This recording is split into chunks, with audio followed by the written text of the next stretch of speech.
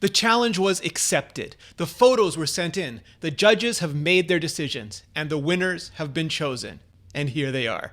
I'm Rene Ritchie. This is Vector, and these were shot on iPhone. Now, I'm not sharing these just to give them attention, though they're certainly rad and they certainly deserve it, but they're already getting compensated and they're already going to be appearing on billboards and in stores, so they're going to get a lot of attention. I'm sharing these and some quick thoughts on them for inspiration, not just for you, but for me. Seeing great work is a hell of a motivator to do great work, to do better work, and that's what I want to do every damn day. So here we go. Alex Jiang from the US, shot on iPhone XS Max. What I love about this is the layers. You're looking through the basketball court, through the perfectly symmetrically framed white hoop, at the rainbow colors of the apartments beyond, stacked like multi-hued Lego bricks, but real and full of all these different people living their different lives. It looks simple and tranquil at first glance, but that just hides all the bustle, the hustle that's really going on around and inside.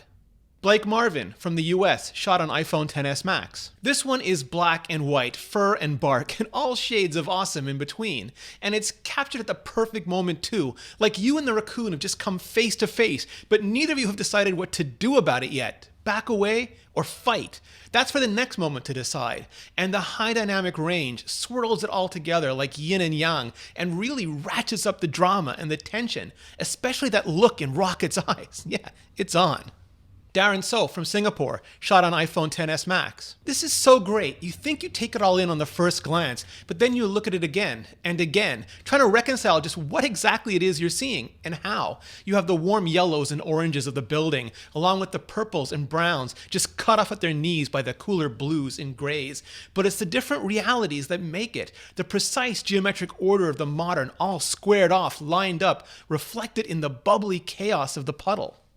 Nikita Yarosh of Belarus, shot on iPhone 7. Now this could have been a very boring, very straightforward, very level and symmetrical shot, but by tilting down and angling in, it cuts out the rest of the world, eliminates all the context and other colors, and forces you to focus on the geometry rather than the scene.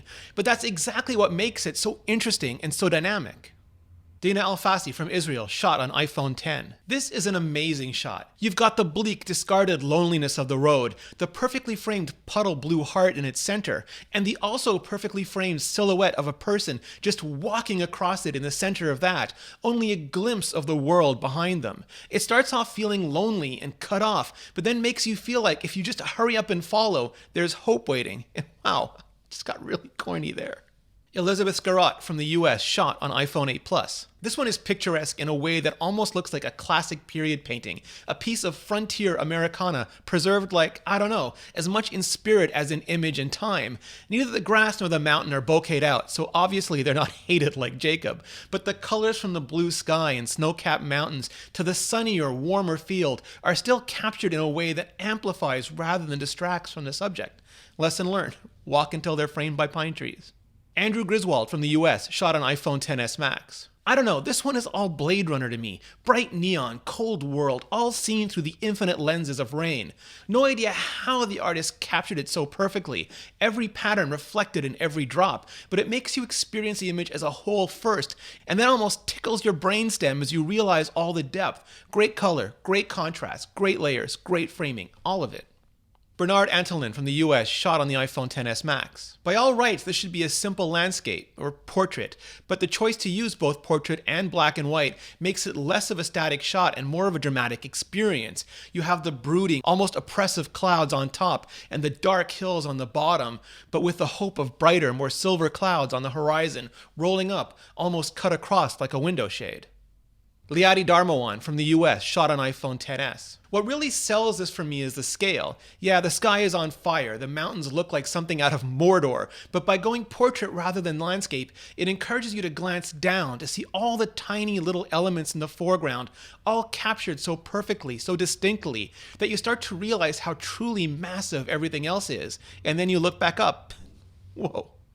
Robert Glazer of Germany, shot on iPhone 7. There's so much acceleration in this shot, almost like you're Superman or woman flying across the fields and then turning and just looking back, the wind racing around you, the clouds and plains stretched out, and it's the color and the framing, the tree cut off, layer after layer of clouds that makes it so visceral. So these are the winners, but, and hold on to your cheesiness alarms, really, we all are. We live in a time where so many of us can capture images like this, not with some giant rig, but with the phone in our pocket.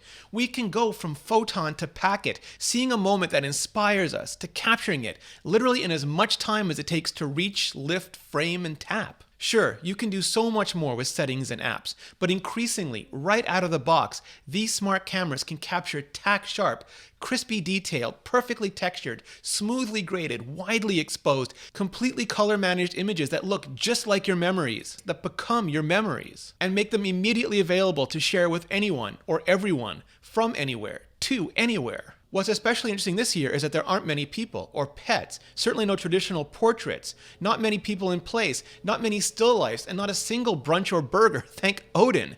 No traditional emotional plays at the Heartstopper or Breathtaker at all. But is that a sign of the times or just an opportunity for next year's challenge?